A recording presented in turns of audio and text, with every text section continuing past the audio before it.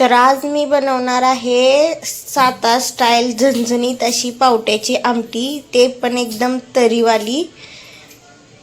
तर ह्याची रेसिपी तुम्ही लास्टपर्यंत बघा मी कशी बनवली आहे. आणि पावट्याची आमटी बनवण्यासाठी मी घेतले पहिला पावटा, हे लसूण खोबरं, आलं, कोथिंबीर, ह्याचे हे आहे लसूण खोबरंचं बनवलेले आहे ड्राय पेस्ट.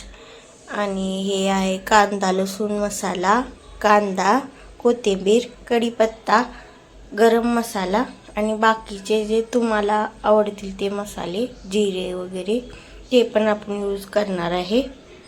फर्स्ट आपण हे सगळे पावटे आहेत ते आपण भाजून घेणार आहे. पावटे भाजल्यामुळे ते लवकर शिजतात आणि खायलाही एकदम छान लागतात.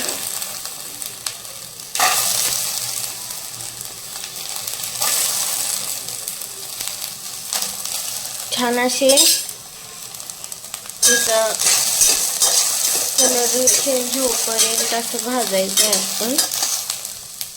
अशा पद्धतीने असे आपण पहिला भाजून घ्यायचे, असे ह्याच्या असे ब्लॅक असे स्पॉट पडूपर्यंत.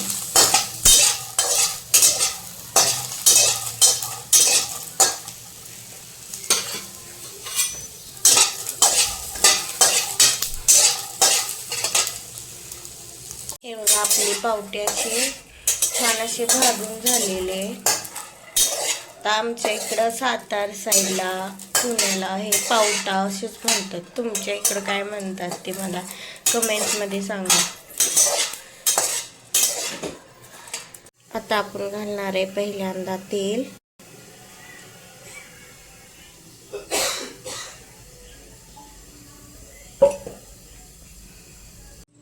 पहिला आपण घालणार आहे मोहरी. मोहरी तडतडल्यानंतर हे घालणार आहे मी थोडे जिरे मोहरी नंतर मी त्याच्यात घालणार आहे कांदा.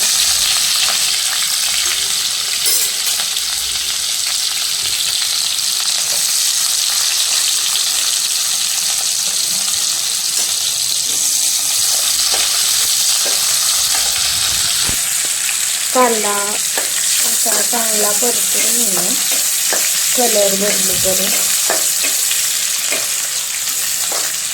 सोनेरी होईपर्यंत.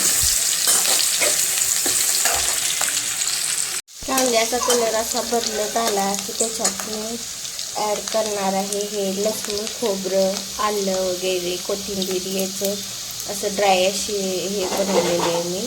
पेस्ट पण नाही म्हणू शकत, असं ड्राय असं लसूण खोबरंच म्हणतो आम्ही, ते बनवले. ते मी आता ह्याच्यात घालणार आहे.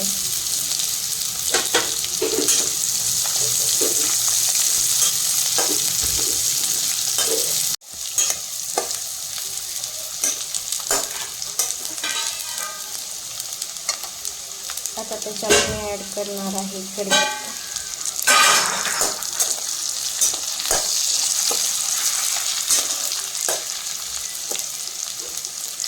लसूण खोबरं कांदा वगैरे चांगला फ्राय झालेला आहे. तर आता मी त्याच्यात घालणार आहे कांदा लसूण चटणी.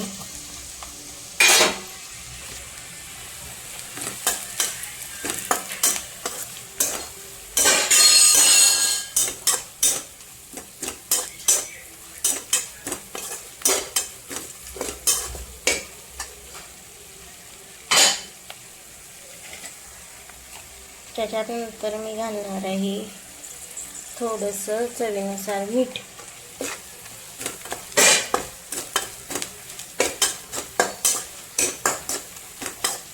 असा मसाला बनवून झाला थोड्या वेळाने. बघा किती घट्ट असा मसाला बनवून झालेला आहे लसूण खोबऱ्याचा छान असा. आता मी ॲड करणार आहे भाजलेला पावटा. हा पण चांगला भाजून घ्यायचा आहे आपल्याला. त्याच्यासोबत बासमती राईस बासमती तांदळाचा भात आणि पावट्याची आमटी गरम गरम एवढी मस्त लागते ना फ्रेंड्स. तुम्ही एकदा ट्राय करून नक्कीच बघा.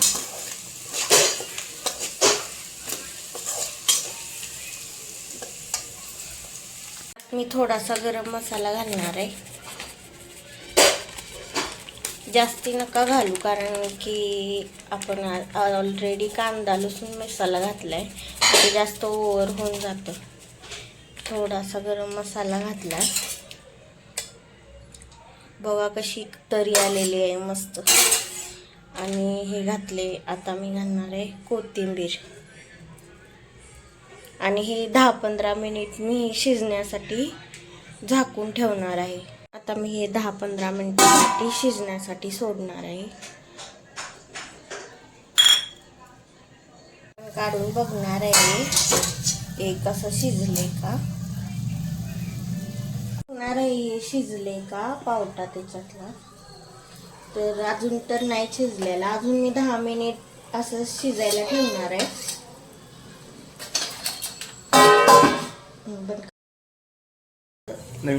शिजलेला आहे.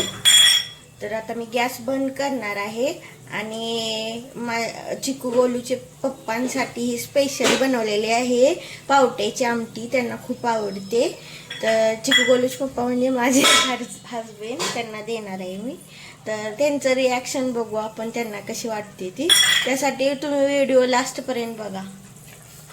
पावट्याची आमटी आणि बासमती तांदळाचा भात, लोणचं, कांदा असं माझं हे सगळं जेवण रेडी आहे. तर आपण बघूया माझ्या हजबंडचं रिॲक्शन काय येते, त्यांना आवडते का बघूया.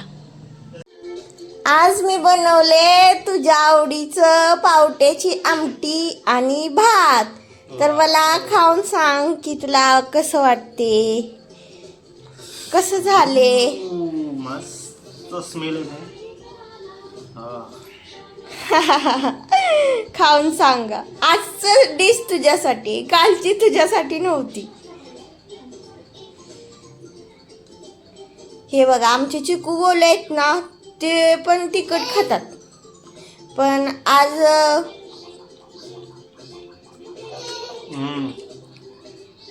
मस्त झाले, एक नंबर. थँक्यू. चिकू गोल्याला कमी तिकीट दे.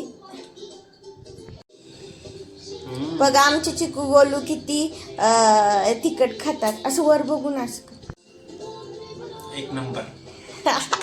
थँक्यू. चिकू गोलूला जास्त तिखट देऊ नका. आता खातात पण बघा कसं स्वतःच खातात. गोड आवडत नाही आमच्या चिकू गोलूला, तिखट लागतं.